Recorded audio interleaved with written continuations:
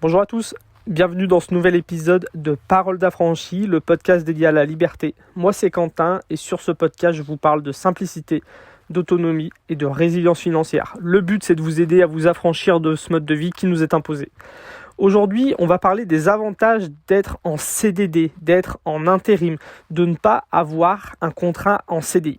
Je vous fais ce podcast parce que, si vous me suivez un petit peu sur ma chaîne principale, S'affranchir, je vous avais expliqué il y a un peu plus d'un an qu'avec Cindy, ma chérie, on aimerait bien se retrouver un petit logement en location parce que nous, ça va faire 8 ans en tout que je suis nomade et on a pour projet de nous installer dans une petite location proche du Morvan.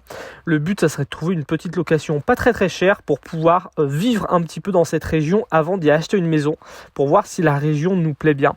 Vu qu'on a le budget pour s'acheter une petite maison à retaper et que c'est un endroit qu'on ne connaît pas non plus énormément, on se voit mal mettre 40-50 000 euros dans une maison et se dire en fin de compte la région nous plaît pas trop. Donc voilà, le but c'est de nous poser un petit peu pendant quelques temps et en fait il y a un problème, c'est que on trouve des petits logements à 450-500 euros le mois, donc pour nous ça serait parfait, pour 2 personnes ça serait vraiment pas cher. En plus dans le Morvan on trouve pas mal de petites maisons comme ça où il y a accès à un terrain donc pour pouvoir jardiner, élever des poules, on peut même chauffer au bois, donc voilà, pour continuer dans notre projet d'autonomie et tout, ça pourrait être rigolo de s'installer comme ça.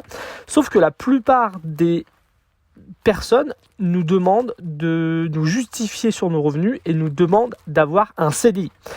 Alors nous, ce qu'il faut savoir, c'est qu'on a beaucoup d'économies de côté. Donc à chaque fois aux agences, on leur explique qu'on peut fournir une preuve comme quoi on a des économies de côté. Il faut savoir aussi, c'est que malgré qu'on vit avec très peu d'argent, il y a des périodes de l'année où on travaille. Et là, par exemple, ces 3 derniers mois, on peut justifier avec Cindy à 2 de gagner un peu plus de 4 000 euros par mois entre le travail de la vigne qu'on a fait et le travail que je fais sur Internet. Donc on montre quand même qu'en 1 mois et demi de travail, on est capable de payer le loyer pour l'année. On a aussi proposé d'avoir des garants, de payer plusieurs mois d'avance. Donc voilà, tout un tas de choses qui montrent que on est de bonne foi, on a de l'argent, on est capable de payer. Et pourtant, non, les agences préfèrent qu'on soit au CDI. Même si avec Cindy, on gagnait juste 700 euros par mois en CDI, notre dossier sera accepté. Mais mais aujourd'hui, même si on gagne plus en moyenne par mois et qu'on a beaucoup d'économies, notre dossier n'est pas accepté. Et c'est vraiment quelque chose d'hyper présent en France, cette idée que en fin de compte, pour être en sécurité financière, il faut avoir un CDI. Et les gens, quand ils veulent si tu veux emprunter de l'argent, si tu veux avoir un loyer, si tu veux, quand tu dois te justifier d'avoir une sécurité financière, les gens veulent à tout prix que tu aies un CDI. Si tu es entrepreneur, si t'as pas travaillé depuis quelques années, on te fait pas confiance. Et c'est marrant parce que moi, ma vision du CDI, c'est tout l'opposé. J'ai longtemps travaillé en CDI, j'ai longtemps aussi travaillé en tant que prestataire, en tant qu'entrepreneur, en tant qu'intérimaire. Et j'ai été toujours plus en sécurité financière sans être en CDI. Moi, par exemple, je suis rentré dans la viticulture il y a plusieurs années, il y a un peu plus de 10 ans. Et j'ai commencé à travailler pour un domaine dans lequel je suis rentré et je travaillais au SMIC en faisant des saisons agricoles, donc des petits CDD. Et puis, juste avant les vendanges, j'ai saisi l'opportunité. Il manquait de personnel, il y avait personne pour s'occuper de tout ça. J'aurais mis un coup de pression, j'aurais dit que s'ils me faisaient pas un CDI, je partais. Du coup, ils m'ont fait signer un CDI, j'ai pu négocier mon salaire et puis j'avais même réussi à négocier une prime de 1 000 euros pour le travail que j'avais fait précédemment, que je méritais, qui était mieux payé. Donc ils ont accepté et moi j'étais tout content d'avoir mon CDI. Et ce que je me suis aperçu, c'est que quand tu as un CDI, déjà, t'es bloqué. T'es bloqué parce que si tu démissionnes, t'as pas ton chômage. Et ça, c'est quelque chose qui va rebuter beaucoup de gens. Si jamais ça commence à mal se passer dans l'entreprise, ils ne vont pas pouvoir démissionner parce que si t'es pas sûr de retrouver un travail derrière et que t'as pas le chômage, ça peut être compliqué.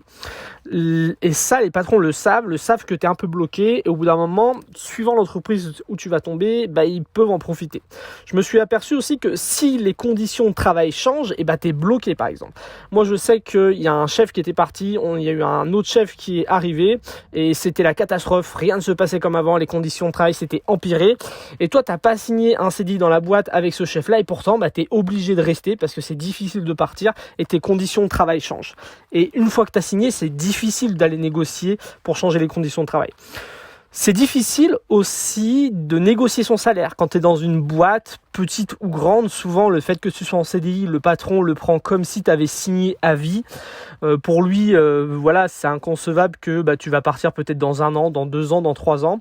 Et du coup, souvent, quand tu demandes une augmentation, on t'explique que tu vas être augmenté de tant pour cent par an. Et du coup, dans 5 ans, tu auras 100 euros de plus, dans 10 ans tu auras 200 euros de plus. Voilà, c'est très difficile d'aller négocier son salaire.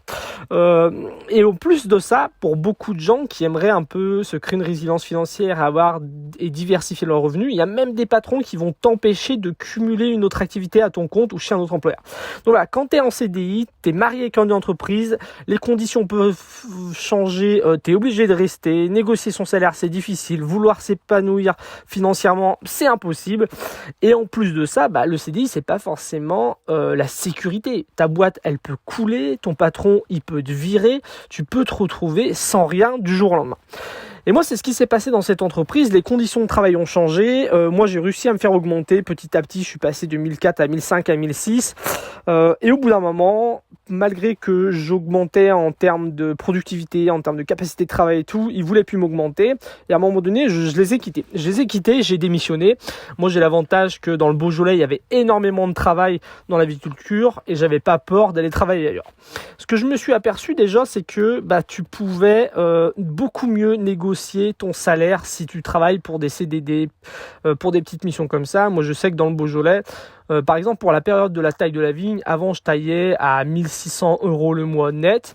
Et puis, en fait, en allant voir les viticulteurs qui étaient peut-être, qui étaient peut-être en retard de taille, des viticulteurs qui trouvaient pas forcément de personnel très très compétent, je me suis bien vendu et je suis passé de 1600 à 2000 euros par mois. Donc je me suis aperçu que c'était beaucoup plus simple de renégocier son salaire à chaque fois. Je me suis aperçu aussi que s'il y a un patron qui ne me plaisait pas, si les conditions de travail me plaisaient pas, du jour au lendemain je pouvais partir et rechercher un autre travail. Donc niveau conditions de travail, j'avais beaucoup plus la maîtrise. Et quand pour un patron t'as signé pour 3 mois et qu'il sait que en fait du jour au lendemain toi c'est juste un CDD, t'es juste un intérimaire, tu peux te casser, t'as pas de problème avec ça, il te respecte plus et en fin de compte les conditions de travail sont souvent meilleures. Ça m'a permis aussi lorsque je faisais des bons mois, de me dire le mois d'après je travaille moins et je peux commencer à me créer une activité à côté. Donc c'est ce que je me suis aperçu. Je me suis aperçu que le CDD, le contrat en intérim, le contrat de prestataire, c'était beaucoup mieux pour moi. Tout le monde me faisait croire que signer un CDI c'était la meilleure des choses, alors que en CDD je vivais beaucoup mieux. Et ce que je me suis aperçu, après je sais que pour beaucoup de gens ça va dépendre du domaine d'activité, de la région, de la période de l'année. Il n'y a pas toujours de travail de partout. Moi je sais que dans le Beaujolais il y avait énormément de travail, donc je me suis aperçu que niveau sécurité j'aurais toujours du boulot. Aujourd'hui à chaque fois que je retourne dans le Beaujolais, si je veux je peux travailler jour et nuit toute l'année sans problème. Et donc voilà, c'est ce que je voulais dire. Et vous, qu'est-ce que vous en pensez ? Est-ce que vous êtes plutôt du genre à miser la sécurité entre parenthèses et à vouloir un CDI bien payé, ou est-ce que vous aussi vous avez expérimenté le fait que en ayant un CDD, ça permet d'être beaucoup plus libre et d'être beaucoup plus, de pouvoir beaucoup plus contrôler notre façon de travailler. Voilà, c'est une petite réflexion que je voulais vous partager aujourd'hui. Nous, on est à la recherche d'un petit logement depuis quelques temps, mais ça m'étonnerait qu'on arrive à trouver avec notre vie de voyageur. C'est compliqué, personne ne nous fait confiance, alors que pourtant on n'a jamais été aussi résilient financièrement. Donc voilà, c'est un petit peu ce problème de la France qui peut être gonflant. Je vous dis à très bientôt pour le prochain épisode. Salut.